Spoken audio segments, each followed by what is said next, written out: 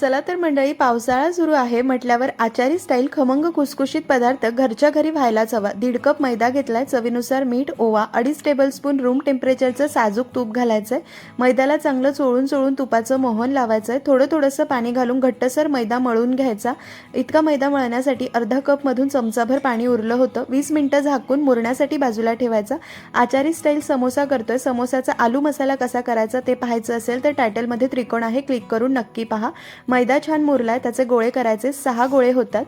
पीठ वगैरे काही न लावता पुरी इतपत जाडीची लांबसर पारी लाटायची, मध्यभागी कापून घ्यायची।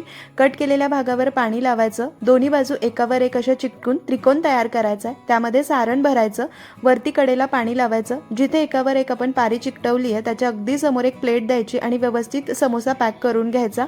अगदी कमी गरम तेलामध्ये मंद आचेवरती समोसा तळायचा। 11 ते 12 मिनिटं लागतात। खुसखुशीत समोसा तयार आहे।